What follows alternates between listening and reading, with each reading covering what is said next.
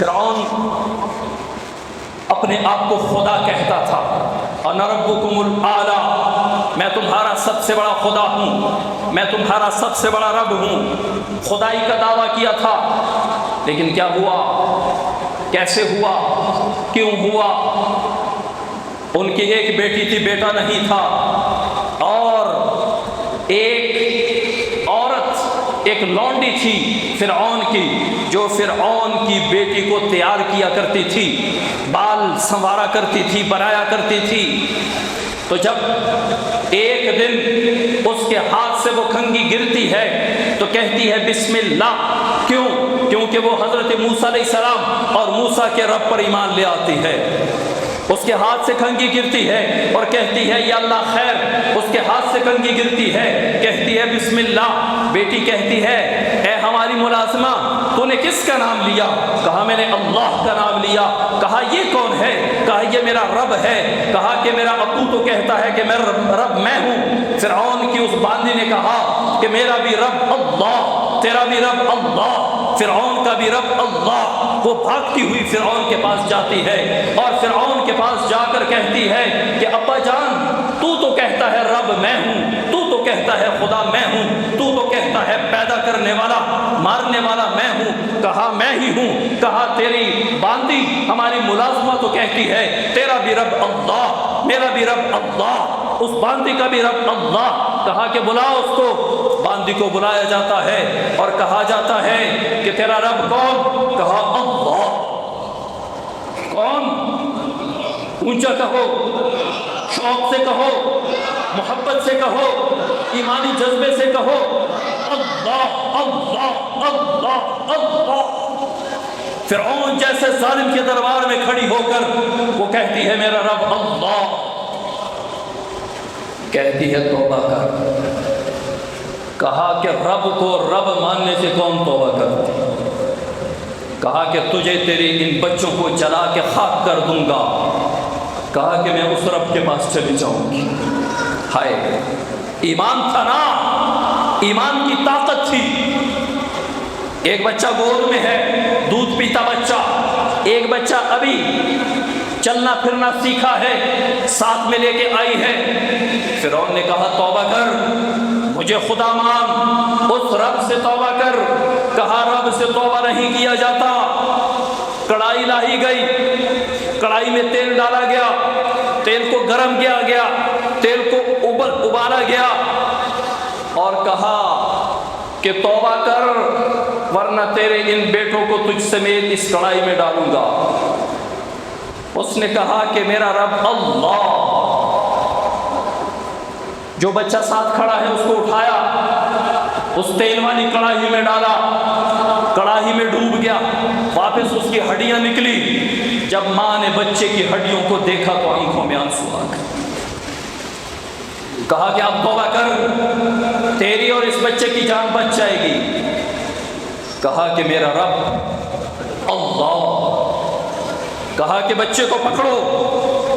جب ایک نوکر، ایک فوجی فرعون کا وہ گیا اس عورت سے بچہ چھیننے کے لیے، ماں کی مامتا نے جوش مارا، بچے کو اپنی طرف کھینچا، اپنے گود میں دبایا۔ فرعون سمجھا کہ اب یہ ڈر گئی۔ کہا کہ اب توبہ کر اور کہ تیرا رب کون ہے؟ کہا اللہ۔ کہا کہ کھینچو اس بچے کو۔ جب کھینچا گیا، ماں نے بچے کو اپنی طرف کھینچا، اللہ کریم نے اس بچے کو زبان دی اور بچے نے کہا یا امی، یا امی اقتحمی، اے ماں مجھے چھوڑ دے، اللہ کی قسم میرا بھائی جنت پہنچ گیا ہے۔ اللہ کی قسم میرا بھائی تیل کی کڑائی میں نہیں ہے، وہ تو جنت پہنچ گیا ہے۔ ماں نے بچہ چھوڑا، اس بچے کو بھی ڈالا گیا کڑاہی میں، اس بچے کی بھی ہڈیاں اوپر آئیں۔ تو ماں کو کہا کہ اب توبہ کر اور کہ تیرا رب کون؟ کہا اللہ۔ جب میرے بچے زندہ تھے تب میرا رب اللہ، اب میرے بچے چلے گئے اب بھی میرا رب اللہ۔ کہا کہ اس کو بھی پکڑو اور ڈالو۔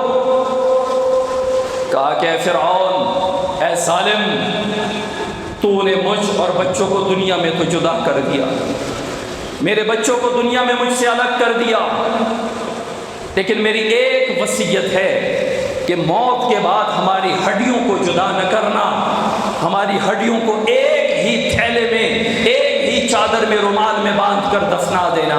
کہا کہ تیری اس وصیت کو مانا جائے گا، اور اس عورت کو بھی پکڑ کر اس تیل کی کڑاہی میں ڈالا گیا، اس کی بھی ہڈیاں نکلی اور ان ہڈیوں کو بھی اٹھایا اور سب تینوں ماں اور 2 بچوں کی ہڈیوں کو اکٹھا باندھ کے اور دفنا دیا۔ پھر کیا ہوا؟ ماں اور 2 بچے شہید ہو گئے۔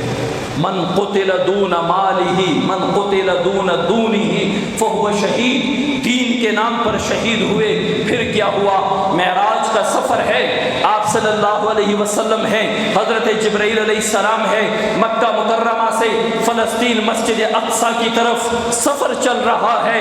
ایک جگہ آئی جہاں پہ رسول اللہ صلی اللہ علیہ وسلم کو خوشبو محسوس ہوئی۔ آپ صلی اللہ علیہ وسلم نے فرمایا اے جبریل، یہ بڑی عجیب خوشبو ہے، دنیا کی خوشبو نہیں لگتی۔ جبرائیل علیہ السلام نے فرمایا یہ جنت کی خوشبو ہے، اور یہ ان ہڈیوں کی خوشبو ہے جب سے اس ماں اور بچوں کی ہڈیوں کو دفنایا گیا، اس وقت سے لے کر آج تک، اور آج سے قیامت تک ان سے خوشبو آتی رہے گی۔ اور شہید کی تو ہڈیوں سے بھی خوشبو آتی ہے۔ ہم پریشان کیوں ہیں؟ ہم روئے کیوں؟ ہم پیٹے کیوں؟ ہمارے تو محمد حارث شہید کی ہڈیوں سے بھی خوشبو آئے گی، ہمارے تو محمد حارث شہید کے نام سے بھی خوشبو آئے گی، ہمارے تو محمد حارث شہید کے کردار، ان کی وہ فکر فلسطینی شہداء کے لیے، ان سے بھی خوشبو آئے گی۔ تو میرے بھائیوں، آپ صلی اللہ علیہ وسلم نے فرمایا من قتل دون نفسہ فہو شہید، جو اپنے نفس، اپنی جان کے بدلے شہید مارا جائے، اپنے آپ کو بچاتے ہوئے مارا جائے، وہ بھی شہید ہے۔ الحمدللہ میں مسجد میں کھڑے ہو کے پورے وثوق سے کہتا ہوں ہمارے محمد حارث شہید ہیں، شہادت کا درجہ پا چکے ہیں۔ میں ان کے گھر والوں کو شہادت پر مبارکباد بھی پیش کرتا ہوں، اور دنیاوی زندگی کے اعتبار سے ان سے تعزیت بھی کرتا ہوں۔